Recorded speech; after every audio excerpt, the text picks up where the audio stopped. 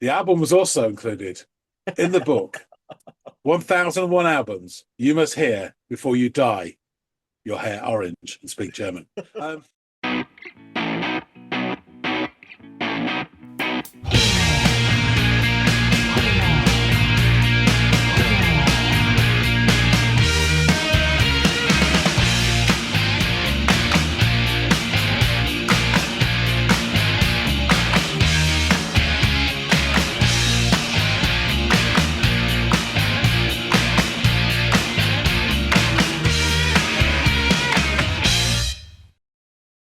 Hey, everybody out there. Welcome back to another episode of the Audiophiles. Andy and John, as always. And John, you've got something in the chamber for your boy. What is it? yep, so we are going back to a certain artist called Mr. David Bowie. Oh, okay. Another track for him. We've done a few already. This track is called A New Career in a New Town. Okay, that's interesting. All right. Well, Bowie's yet to let me down, whether it's stuff that I was familiar with before these transactions between you and I, and all those that you've given me as well. Always been impressed with his work. So, obviously, right? Let me go off and check out this track and come back and let you know what I think.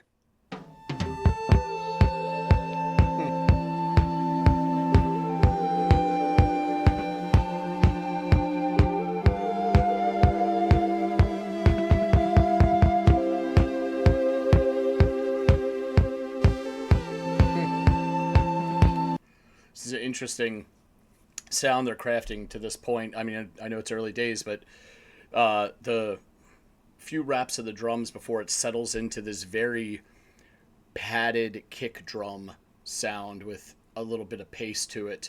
And then in comes multiple synth lines eventually anyway, or perhaps it's two different keyed instruments, but I'm certainly hearing this, what sounds like a reedy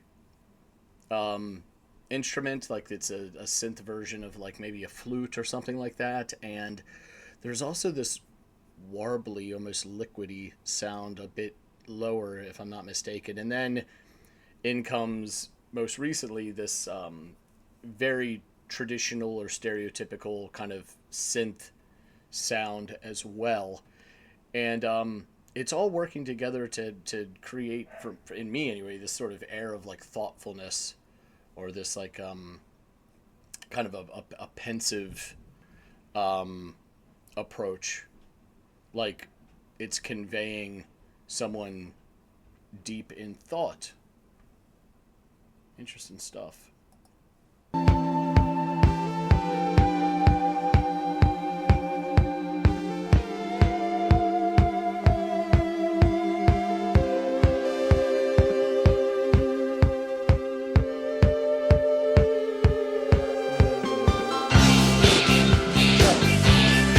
A bass.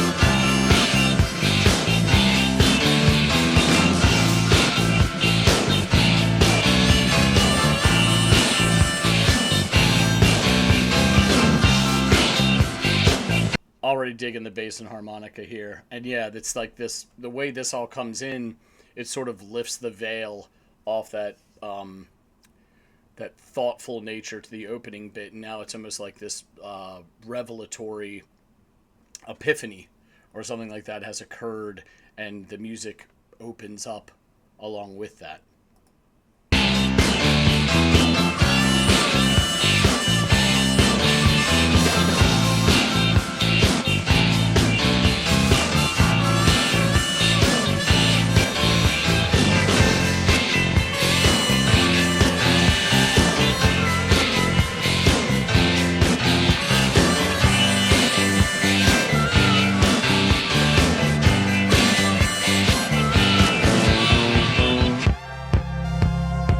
Nice. The bass works up, cuts out.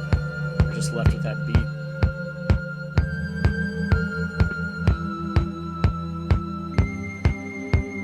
And nope.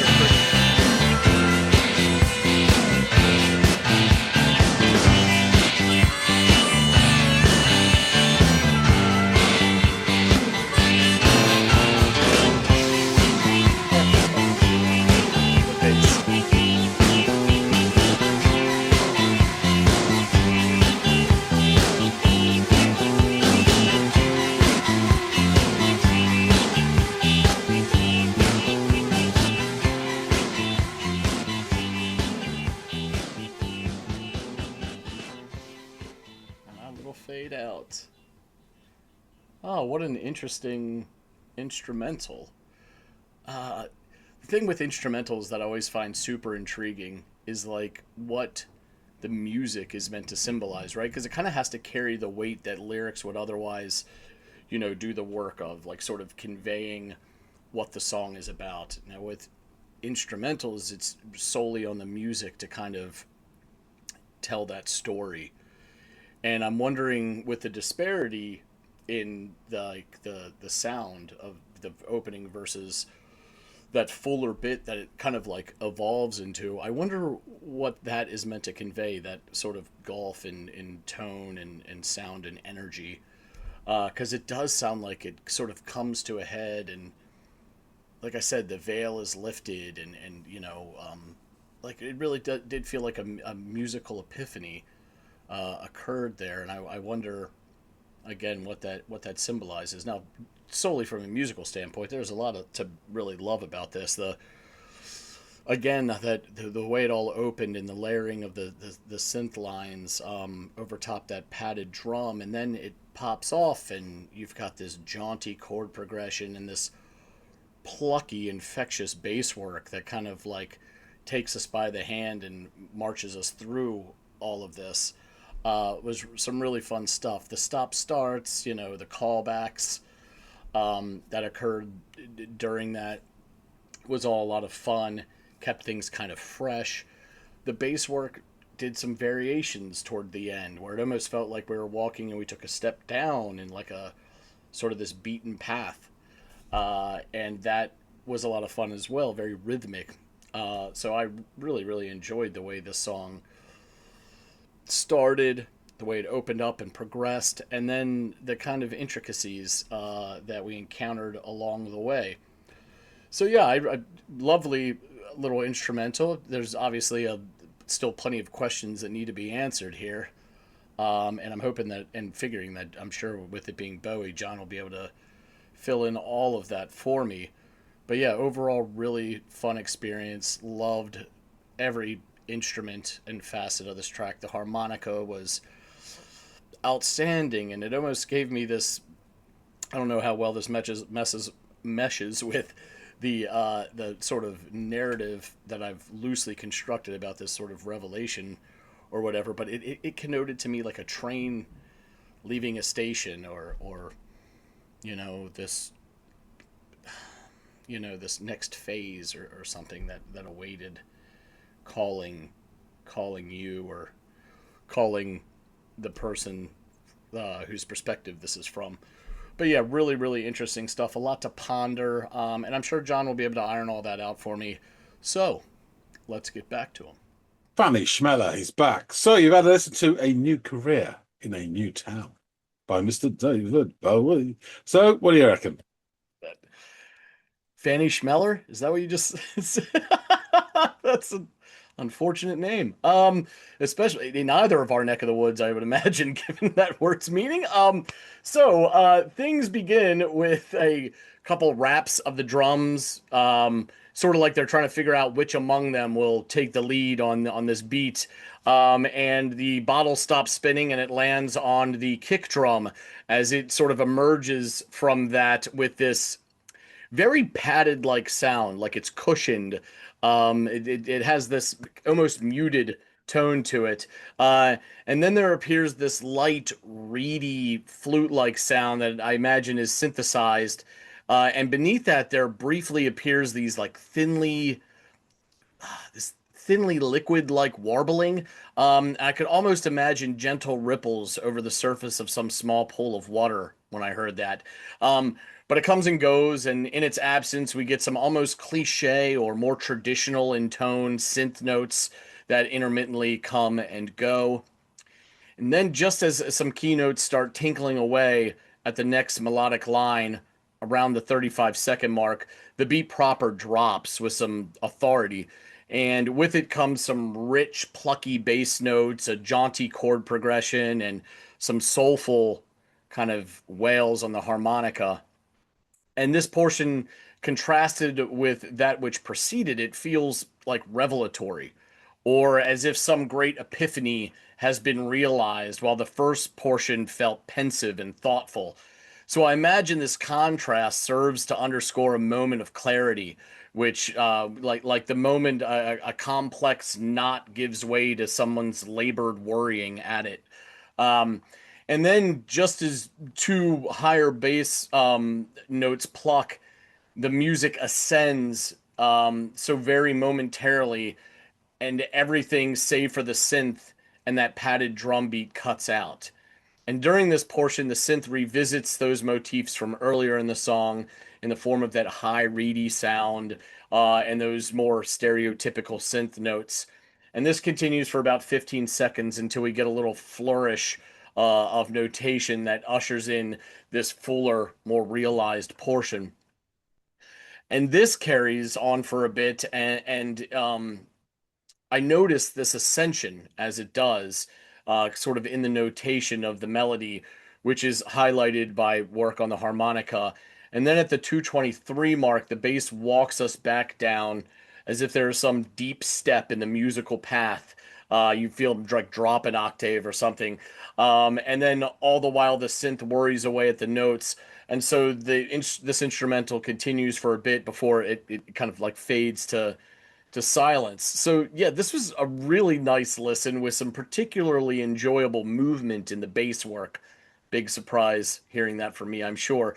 And a very soulful harmonica as well that I really enjoyed. At times it almost felt like the harmonica was like a, I don't know why this always comes to mind when I hear harmonica, and it's probably because of the blues and this idea of like southern train hopping. But there's something about the sound of harmonica that sounds like a train leaving station or maybe coming into station. So that obviously is an image that crossed my mind a couple times when the harmonica was really front and center. And I found the synthesizer did a really great job in adding some musical texture to the track with its different tones and sounds that it was injecting.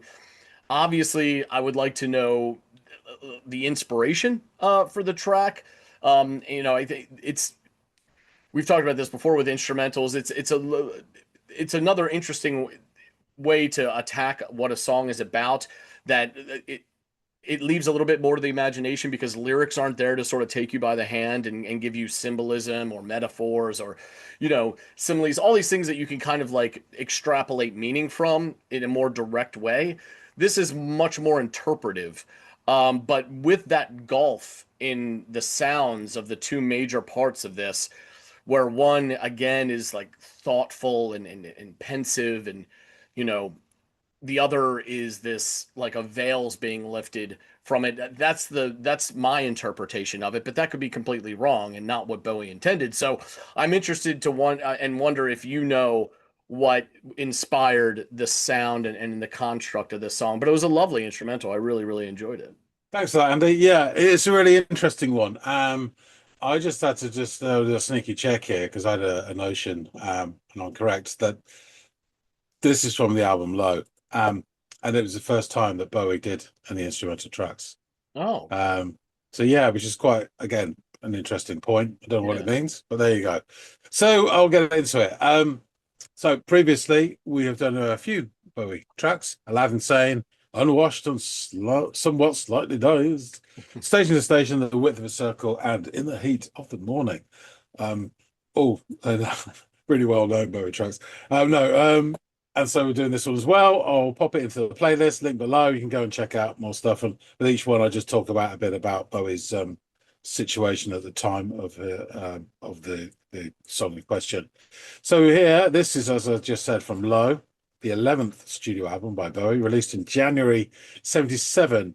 The first of three collaborations with producer Tony Visconti and the magician that is Brian Eno. It Uh-huh. became known as the Berlin Trilogy. A very important set of three albums for Bowie and the rest of the musical community as well, I guess. Wait, so So this we is this is the first one he did in Germany? so Oh, so that we maybe that spoke sheds about light on the title of the track, which yes. is kind of okay. Okay, cool, cool. So we spoke about this in a previous episode, where we talked about Iggy Pop. So this is the period when Bowie was having the hallucinations and the voices in his head in his home in California. Yeah. Picked up, and everyone says he saved Iggy Pop, and he did. But I think the act of saving him saved himself as Yeah. well. Right. Um, I wouldn't say that Iggy Pop saved Bowie because I don't think he was capable of doing anything. But they escaped to France in '76, and while there, Bowie obviously produced and co-wrote um, Iggy Pop's debut album, The Idiot, which we discussed a track off there. After he completed that, sessions for this album, Low, began at Chateau de Hérouville in September '76 and ended in October the following month in the very famous Hansa Studios in West Berlin, where Bowie and Pop has relocated. Um, so yeah, and we talked about this amazing period of creativity. So he bugs off to Europe. He basically writes and produces The Idiot. Then he does Low.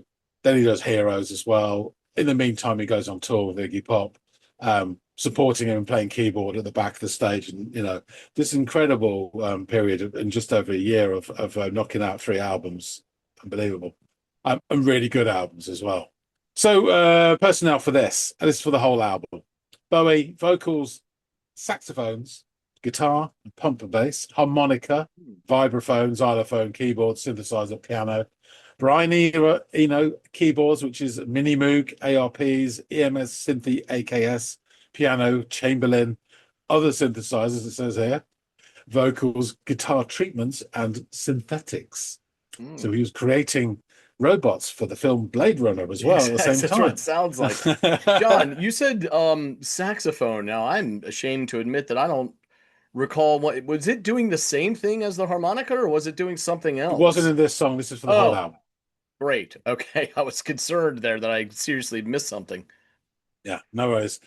Carlos Alomar, rhythm guitars, lead guitar, most of the guitars in this album. Dennis Davis, percussion. George Murray, bass. Ricky Gardner, rhythm guitar and lead guitar on a couple of tracks. Roy Young, piano and Fastifer organ. And for the album as well, additional musicians, Mr. Iggy Pop, backing vocals on a track, What in the World.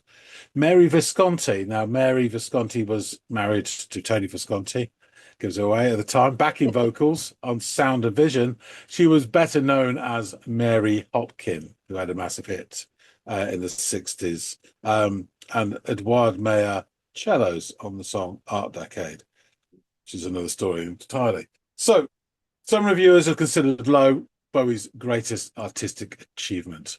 Following Bowie's death, Ultimate Classic Rock listed Low as his greatest album, writing, Low is more than songs and sounds. The creative partnership behind the record forged a feeling, a mood, a place. Like very few of the best albums ever recorded, Low contains a universe you can inhabit for 40 minutes at a time. It is Bowie's masterpiece. Pitchfork gave the album 10 out of 10 rating. See, even they can be right once. Saying that it shows Bowie succeeding in setting a new path for himself following a period of drug addiction. They summarized side one as feeling like having the carpet ripped out from under you by 3 wizards who have plans to fly it elsewhere. Low has frequently appeared on lists of greatest albums of all time. Ranking the 100 best albums ever made, Sounds placed it at number 35. And The Guardian ranked it at number 62 of greatest albums ever in 1997. A year later, in 1998, Q readers voted it the 43rd greatest album of all time. On lists of the 100 greatest British albums ever, Q has ever ranked it at number 16 and 39, respectively. And in 2004, Pitchfork named it as the greatest album of the 70s. Oh, wow. In 2003, Enemy listed the album the 14th greatest of all time in their list of 500 greatest albums of all time. So it's hitting all the lists, and depending on your taste, it's 50, it's teens, it's 20s, it's there. I imagine it's probably in a book that you might own as well. At least I would assume as much. Who knows? In 2020, Low was ranked 206 on Rolling Stone's list of 500 greatest albums of all time. Apart from Floyd and Beatles, the Limeys don't usually do very well on Rolling Stones, so that's still pretty good. In 2023, the British brand of GQ magazine ranked it the second best electronic album of all time behind Kraftwerk's The Man Machine. Mm. The album was also included in the book 1001 albums you must hear before you dye your hair orange and speak German. Um, and we've been to this page before, so very briefly, there it is. Hello, Mr. Bowie. Same page, Steely Dan, Wire, Pink Flag, which we just talked about Yep. the other week. John Martin, blah blah, Talking Heads, blah blah blah. The Clash, blah blah blah. ELO out of the blue. Bloody love that album. Anyway, What a Time to Be Alive, etc. etc. 77's been bashed out quite a bit at this book. Yeah. But there you go. So, about the song itself, a new career in a new town. This is one of the write-ups I found, which is quite interesting. It's a brilliant, emotionally complex instrumental piece that serves as the optimistic emotional spine of David Bowie's seminal album, Blow. It stands out as one of the album's most pivotal tracks, acting as a sonic bridge between the fragmented art rock of side A and the deeply ambient electronic textures of side B. Clocking in just 3 minutes, it beautifully encapsulates a mixed essence of apprehension and hope that comes from self-reinvention. Reinvention. I will say the first side of this album, he's obviously picking up stuff that's around him, particularly sort of the krautrock stuff, and with the help of Eno, then modulating it into other stuff. It does form the framework for a lot of new wave music over the next 10 years following this album. Hugely influential. If you listen to this album, you'd hear it again and again and again, and loads of bands. Side B is more experimental, weird landscapes. I mean, one of the songs almost sounds like, again, a blueprint for Vangelis's soundtrack to Blade Runner. I don't know. We've mentioned Blade Runner twice for no reason at all, but there you go. Yeah, it's just really, really, it's all the things we've talked about before with Bowie. He knows a good tune, but he also takes risks. And when they pay off, they're amazing. And when I first listened to this album, I didn't really get the instrumentals. And there's a couple on actually on the A side, the sort of art rocky instrumentals, this being one of them. And then the other stuff with the sort of weird vocals and chanting and all that sort of thing. I totally get it now, though. But yeah. So the title itself is, you've clicked straight away, is deeply autobiographical. Recorded in late 76, the song reflects Bowie's physical and mental flight from a drug-fueled, paranoid lifestyle in Los Angeles to the stark experimental landscape of Europe. Musically, the song splits cleanly into two distinct movements that mirror the transition from isolation to forward momentum. So you get this sort of krautrock opening, as you described, with this cold, minimalistic electronic pulse and the beat, heavily influenced by bands like Kraftwerk and Neu. You get these synth lines layering over a thudding metronomic drum beat by Dennis Davis, creating this very cold, solitary atmosphere and mood. And then, as you said, the 40-second mark, the full rock rhythm section kicks in, anchored by Carlos Alomar and George Murray. And the atmosphere transforms immediately, shifting from clinical and guarded into this propulsive, bright, driving rhythm. And you mentioned the harmonica. I agree with you, actually. Harmonica, for me, quite because of the blues background, and listen to it, it suggests rhythm and it suggests movement to me as well, heavily linked with the trains of America. Yeah. But it does.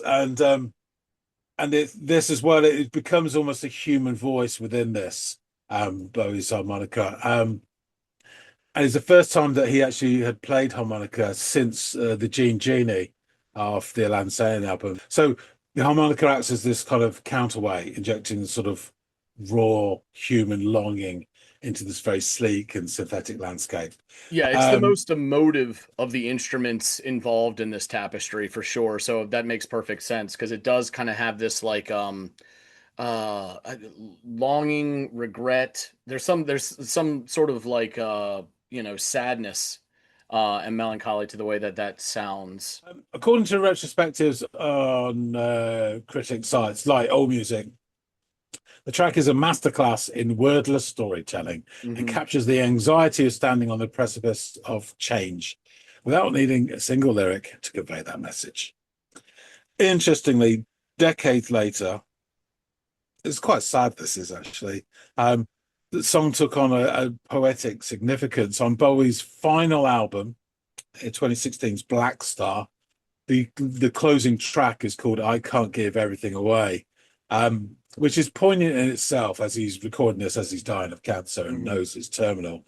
But it samples the harmonica from this song, Oh, this harmonica riff, and it goes through and it does this callback to this song, this youthful anthem about moving from one place to another, and he knows it's his final farewell, and he's moving. the last move that he'll make, Yeah, Yeah, that's yeah, uh, wow.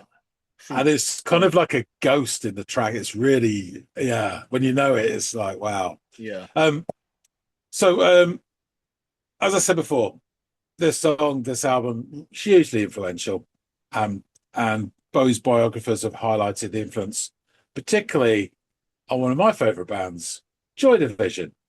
Their original name was Warsaw, which is a reference to the track Mm. Warsaw, which is one of the sort of ones on side on B side.